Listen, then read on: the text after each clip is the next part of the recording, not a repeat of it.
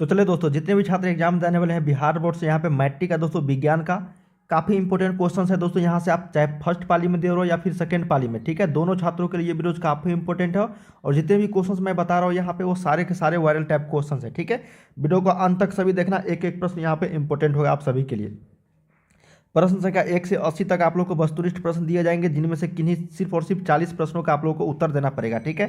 प्रत्येक प्रश्न के साथ आप लोग को 4 विकल्प दिए जाएंगे, जिनमें से एक सही होगा। अपने द्वारा चुने गए सही विकल्प को ओएमआर शीट पे आप लोग को क्या करना है, इस तरीके से गोला भरना रहेगा, ठीक है। तो चलिए यहाँ पे हम लोग काफ़ी इंपॉर्टेंट वायरल टाइप क्वेश्चन करते हैं, जो आप सभी के एग्जाम्स में हूबहू देखने को मिलेंगे यहीं से काफ़ी सारे क्वेश्चन, ठीक है। चलिए वीडियो को लाइक कर लीजिएगा सभी छात्र, चैनल को सब्सक्राइब कर लीजिएगा, ताकि इसी तरीके से नेक्स्ट वीडियो लेकर आऊँगा नोटिफिकेशन दोस्तों आपको मिल जाया करेगा। तो सभी छात्र चैनल को सब्सक्राइब करके बेल आइकन को प्रेस जरूर कर देना। चलिए बिना किसी तरीके हम लोग स्टार्ट करते हैं, और आंसर की के साथ मैं आप लोग को यहाँ पे एग्जाम में जो है आप लोग को आंसर की देता हूँ यहाँ पे क्वेश्चंस के साथ साथ। तो आप सभी छात्र जो है चैनल को सब्सक्राइब करके बेल आइकन को प्रेस कर देना, ताकि आपको नोटिफिकेशन जो है समय पर मिल जाए। पहला प्रश्न देखते हैं कि पौधों में जनन अंग कहाँ पाया जाता है। देखिए बहुत ही शानदार प्रश्न है। पौधों में जनन अंग जड़ में, पुष्प में, तना में या फिर फल में। तो पुष्प में पाया जाता है। किस में पाया जाता है? पुष्प में। तो ऑप्शन नंबर बी के साथ चलेंगे।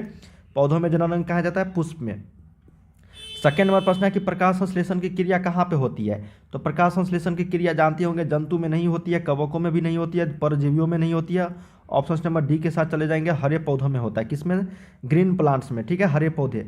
चलिए फटाफट हम लोग करते हैं, समय कम है आप लोगों के पास, वीडियो को देखते रहना, ठीक है ना, अंत तक। अगला है कि प्रकाश संश्लेषण क्रिया में ऑक्सीजन किस से बाहर निकलता है। तो प्रकाश संश्लेषण क्रिया में जो ऑक्सीजन बाहर निकलता है वो H2O से निकलता है। H2O का मतलब यहाँ पे जल से, वाटर से निकलता है। तो ऑप्शन नंबर क्या हो जाएगा यहाँ पे? 3 का ए। फोर्थ नंबर देखते हैं, कहा गया है कि जठर ग्रंथियाँ कहाँ पाई जाती है। तो देखिए जठर ग्रंथियाँ कहाँ पाई जाती है, तो इसका सही उत्तर हो जाएगा आमाशय में। क्या हो जाएगा? आमाशय। ऑप्शन नंबर बी के साथ चलेंगे। पांचवा नंबर है कि ग्लाइकोलिसिस की प्रक्रिया संपन्न कहाँ होती है। देखिए ग्लाइकोलिसिस की जो प्रक्रिया संपन्न होती है, ये संपन्न होती है आपका कोशिका द्रव में। कहाँ पे? कोशिका द्रव में। ऑप्शन नंबर 5 का डी। 6 नंबर है कि इथाइल अल्कोहल किस प्रकार के शोषण से बनता है। तो देखिए इथाइल अल्कोहल जो बनता है ये अवावीय शोषण से। किस प्रकार के शोषण से? तो अवावीय मतलब एनेरोबिक। ऑप्शन नंबर बी सही उत्तर हो जाएगी।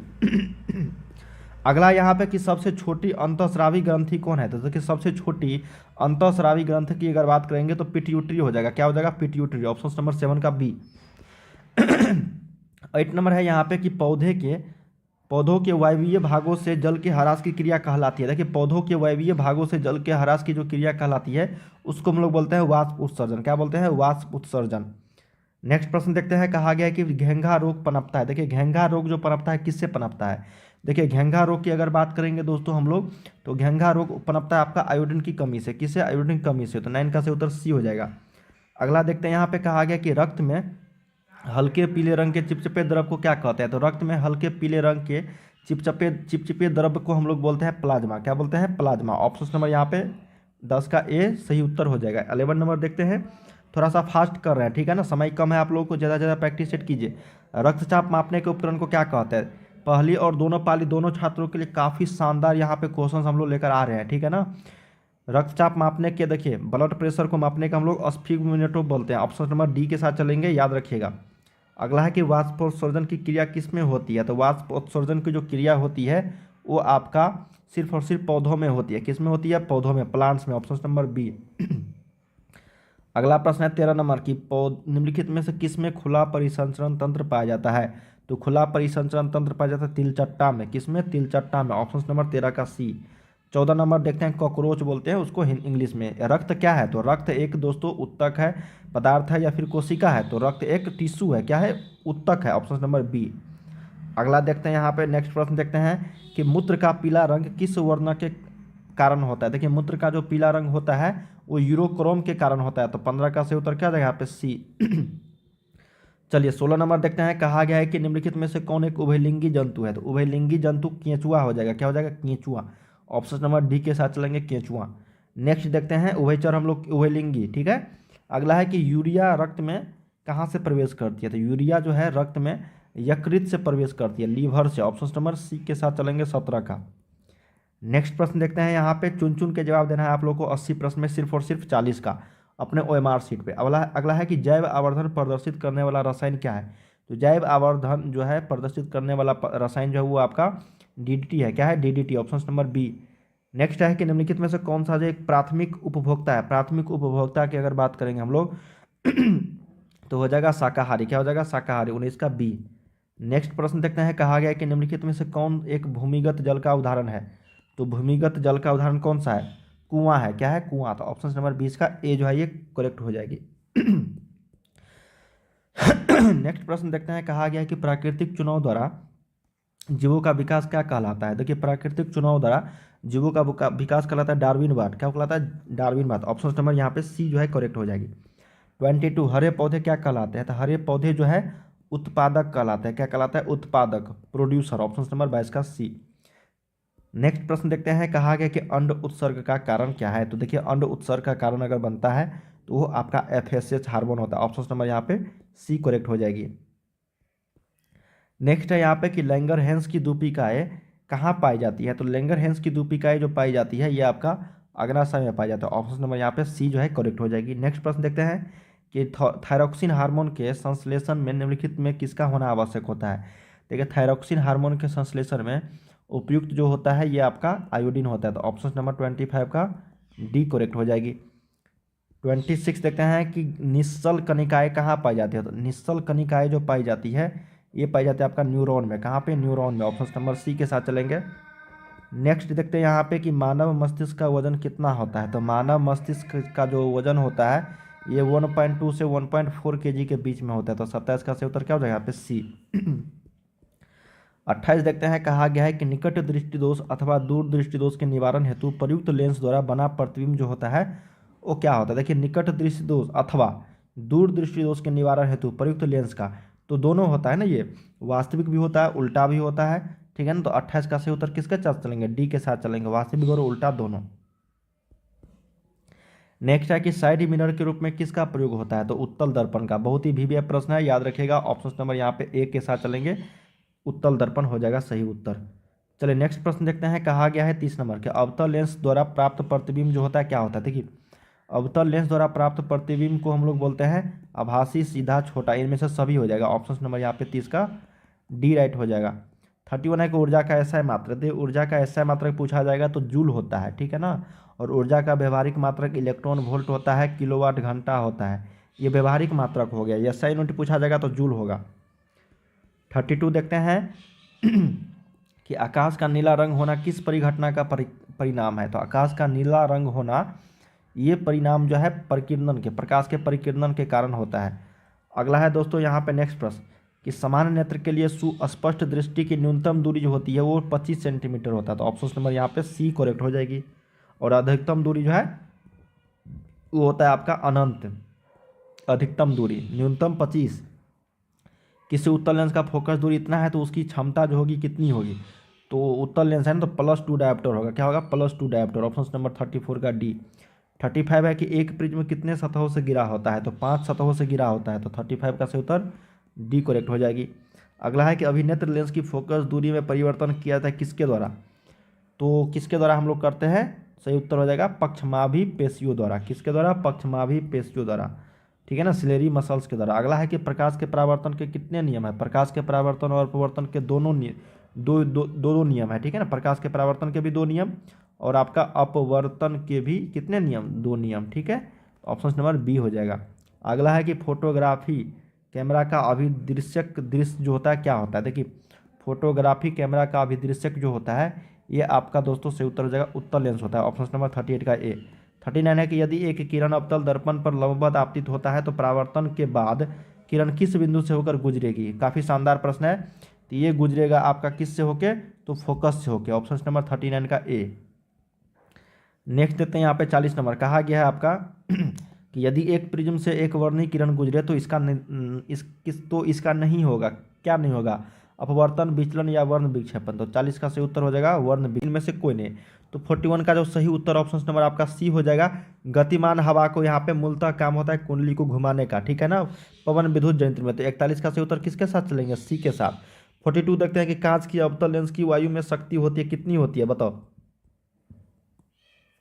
कांच की अवतल लेंस की वायु में जो शक्ति होती है ऋणात्मक होती है, धनात्मक होती है या फिर कभी कभी धनात्मक होती है। सही उत्तर हो जाएगा यहाँ पे ऋणात्मक होती है। क्या होती है? निगेटिव। अगला देखते हैं कि निम्नलिखित में से कौन विद्युत का सुचालक है। तो विद्युत का सुचालक कई बार बता रखा है कि ग्रेफाइट जो होता है वो विद्युत का सुचालक होता है, ठीक है ना। 43 का सही उत्तर ऑप्शन नंबर बी के साथ चलेंगे। नेक्स्ट प्रश्न देखते हैं, कहा गया है कि वक्रता त्रिज्या 1 मीटर है, ठीक है, उसके अवतल दर्पण की फोकस दूरी कितनी होगी। तो सभी आंसर जो यहाँ पे देखो सेंटीमीटर मिलीमीटर में दिया गया है, तो 1 मीटर को अगर 100 सेंटीमीटर लिख सकते हैं ना, तो फोकस दूरी बराबर होता है r/2 मतलब वक्रता त्रिज्या का मान 100 है, बटा में यहाँ पे 2 तो ये हो जाएगा 50 सेंटीमीटर, क्योंकि ये 100 सेंटीमीटर में 1 मीटर को मैंने बदला है। तो ऑप्शन नंबर क्या हो जाएगा, बी करेक्ट हो जाएगा। ऑप्शन के अनुसार आप लोगों को यहाँ पे मीटर को सेंटीमीटर में बदल के आंसर देना है। अगला देखते हैं 45 की सघन माध्यम से विरल माध्यम में जाती हुई किरण अभिलंब से विचलित हो जाती है। तो अभिलंब से दूर, अभिलंब के साथ संपाती, या फिर अभिलंब के नज़दीक, या फिर इनमें से कोई नहीं। तो 45 का सही उत्तर हो जाएगा अभिलंब से दूर हो जाता है, तो 45 का ए करेक्ट हो जाएगी। अगला देखते हैं कि विद्युत धारा उत्पन्न करने की युक्ति को क्या कहते हैं। देखिए विद्युत धारा उत्पन्न करने की युक्ति को हम लोग बोलते हैं यहाँ पे जनित्र। क्या बोलते हैं, जनित्र। ऑप्शन नंबर 46 का ए यहाँ पे करेक्ट हो जाएगा। 47 देखते हैं, कहा गया कि ऊर्जा का पारंपरिक स्रोत क्या है। तो ऊर्जा का जो पारंपरिक स्रोत है यहाँ पे 47 का, वो सही उत्तर हो जाएगा कोयला। क्या हो जाएगा यहाँ पे, कोयला। Option number C. अगला देखते हैं 48 नंबर की कांच की एक समांतर पट्टिका पर श्वेत किरण तिरछी आपतित होती है। तो निम्नलिखित में से कौन प्रथम अपवर्तन के साथ घटित होगा। तो 48 का सही उत्तर हो जाएगा विक्षेपण। क्या हो जाएगा, विक्षेपण।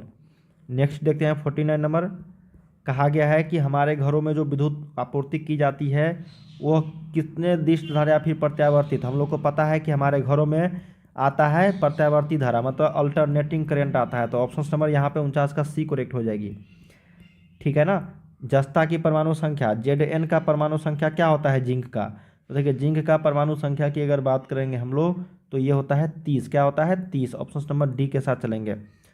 अगला है कि वॉशिंग सोडा, ठीक है, जिसको हम लोग धोबिया सोडा, उसका रासायनिक सूत्र क्या होता है। तो Na2CO3 तो हम लोग जानते हैं, और NaHCO3 जो होता है NaHCO3 ये होता है खाने का सोडा, ठीक है ना। लेकिन Na2CO3 जो होता है ये आपका धोने का सोडा होता है, वॉशिंग सोडा होता है। तो इसमें देखो 10H2O 7H2O 5H2O H2O, तो इसका जो सही उत्तर हो जाएगा वो हो जाएगा आपका 10H2O वाला। क्या हो जाएगा, 10H2O वाला। नेक्स्ट देखते हैं 52, निम्नलिखित में से कौन प्रबल क्षारक है, प्रबल स्ट्रॉन्गेस्ट बेस। तो और स्ट्रॉन्गेस्ट बेस की अगर बात करेंगे तो सही उत्तर हो जाएगा NaOH, सोडियम हाइड्रोक्साइड। नेक्स्ट प्रश्न देखते हैं कि हेमाटाइट निम्नलिखित में से किस धातु का अयस्क है।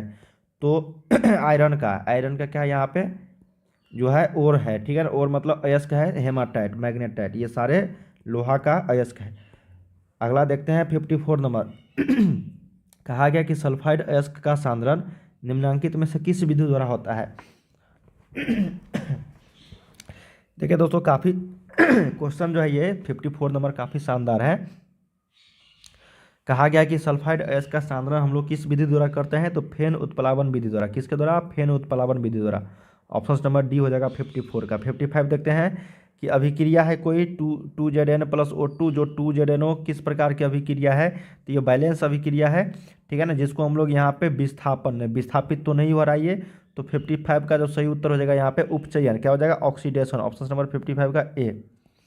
56 देखते हैं यहाँ पे कि ग्लूकोज का आणविक सूत्र क्या होता है। तो कि ग्लूकोज का जो आणविक सूत्र होता है ये C6H12O6 होता है। तो ऑप्शन नंबर यहाँ पे बी के साथ चलेंगे हम लोग। 57 देखते हैं, कहा गया है कि अम्ल का जलीय विलयन विद्युत का संचालन करता है, क्योंकि अम्ल जल में जो है क्या होता है। तो अम्ल जो है वो जल में क्या होता है, आयनित होता है। क्या होता है, आयोनाइज्ड होता है। ऑप्शन नंबर यहाँ पे 57 का सी के साथ चलना है। 58 देखते हैं कि लिथियम के बाइतम सेल में कितने इलेक्ट्रॉन विद्यमान है। देखिए दोस्तों जो आपको जो नहीं बनता है उसको छोड़ते चले जाना है, क्योंकि 80 में आप लोग को सिर्फ और सिर्फ 40 का ही जवाब देना है, ठीक है ना। तो लिथियम के बाइतम सेल में कितने इलेक्ट्रॉनिक विद्यमान होते हैं, इलेक्ट्रॉन। तो 58 का सही उत्तर हो जाएगा 1। आवर्त सारणी के शून्य समूह का तत्व हम लोग क्या बोलते हैं इसको, अक्रिय गैस। जो हीलियम होता है, नियोन होता है, आर्गन होता है, ये सारे। Option number C. अगला है कि निम्नलिखित में सर्वाधिक विद्युत ऋणात्मक तत्व कौन सा है। तो विद्युत ऋणात्मक तत्व की अगर बात करेंगे सही उत्तर हो जाएगा एफ, ठीक है ना, फास्फोरस। ऑप्शन नंबर 1 के साथ चलेंगे। अगला देखते हैं, कहा गया है कि जल के विद्युत अपघटन में कैथोड पर कौन सी गैस मुक्त होती है। तो 61 का सही उत्तर हो जाएगा option number C, hydrogen, H। अगला देखते हैं यहाँ पे नेक्स्ट प्रश्न कि हमारा शरीर का पीएच मान क्या होता है। तो हमारे शरीर का जो पीएच मान अम्लीय होता है, तो अम्लीय जानते होंगे हम लोग, जो 7 से ज़्यादा या फिर 7 से कम, ठीक है ना। जो 7 से आपको क्या होता है 7.8 के बीच में होता है। क्या होता है 7 से लेकर 7.8 के बीच में। तो ऑप्शन नंबर सी के साथ चलेंगे हमारे शरीर का पीएच मान।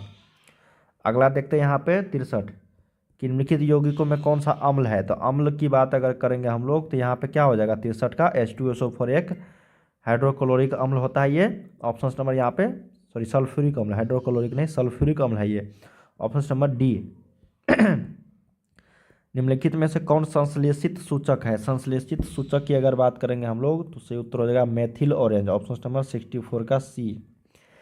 65 देखते हैं, कहा गया है कि कार्बन डाइऑक्साइड जल से अभिक्रिया करके क्या बनाता है। तो कार्बन डाइऑक्साइड जो है जल से अभिक्रिया करके जो बनाता है, देखो CO2 और ये H2O जो है क्या बनेगा बताओ। CO2 और H2O बन के मिल के क्या बनाएगा कार्बनिक अम्ल बनाएगा। ऑप्शन नंबर सी के साथ चलेंगे हम लोग। कॉपर पायरेट्स का रासायनिक संगठन क्या होता है। देखिए कॉपर पायरेट्स का रासायनिक संगठन जो होता है ये होता है CuFeS2। ऑप्शन नंबर बी आपको रट जाना है। नेक्स्ट प्रश्न देखते हैं यहाँ पे 67 कि प्रकृति में मुक्त अवस्था में पाई जाने वाली धातु कौन सा है। सही उत्तर हो जाएगा सोना। क्या हो जाएगा सोना। निम्नलिखित में से कौन सी धातु सबसे अधिक अभिक्रियाशील होता है। तो सबसे अधिक अभिक्रियाशील वाला जो धातु है वो है आपका क्या हो जाएगा यहाँ पे बताओ सिल्वर। क्या हो जाएगा यहाँ पे सिल्वर। ऑप्शन नंबर बी के साथ चलेंगे हम लोग। अगला देखते हैं यहाँ पे कि किसी अधातु के बाह्यतम सेल में इलेक्ट्रॉन की संख्या हो सकती है, कितनी हो सकती है किसी अधातु के बाह्यतम सेल में। तो 69 का सही उत्तर ऑप्शन नंबर बी के साथ चलेंगे 4, 5, 6 और 7। नेक्स्ट है यहाँ पे कि पीतल निम्नलिखित में से किनकी मिश्र धातु होती है। तो पीतल में Cu और Zn होता है, कॉपर और जिंक। Option number A. अगला प्रश्न है यहाँ पे कि निम्नलिखित में से कौन समावयवी है। तो देखिए समावयवी की अगर बात करेंगे हम लोग तो ऑप्शन नंबर सी हो जाएगा यहाँ पे एथिल अल्कोहल और डायमेथिल ईथर। नेक्स्ट देखते हैं 72 नंबर कहा गया कि CH3O इसका जो आयुपेक प्रणाली के अनुसार नाम क्या मतलब IUPAC नाम पूछा गया है 72 नंबर का। तो ये हो जाएगा मेथॉक्सी एथेन। क्या हो जाएगा मेथॉक्सी एथेन। अगला है कि लोहे की अभिक्रिया भाप से कराने पर लोहे का कौन सा ऑक्साइड बनता है। जब हम लोग लोहे को ठीक है ना स्टीम से अगर रिएक्शन कराएंगे तो क्या बनेगा तो बनेगा Fe3O4।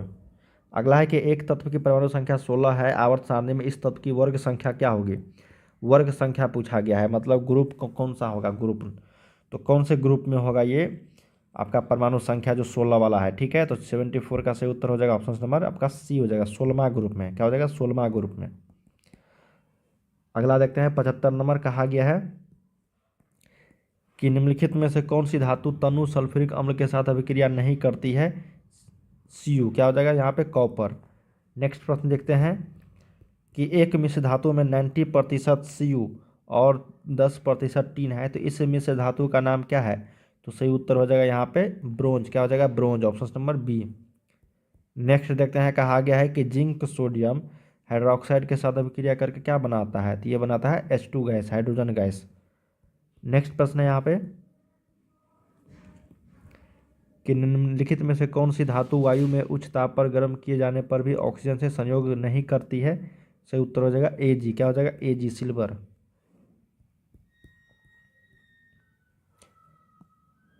नेक्स्ट प्रश्न है यहाँ पे कि अयस्क में उपस्थित अपद्रव्य क्या कहलाते हैं। तो अयस्क में उपस्थित अपद्रव्य उसको हम लोग बोलते हैं गैंग। क्या बोलते हैं गैंग बोलते हैं। अगला है 80 नंबर की निम्नलिखित में से कौन सी किस गुण के कारण धातुओं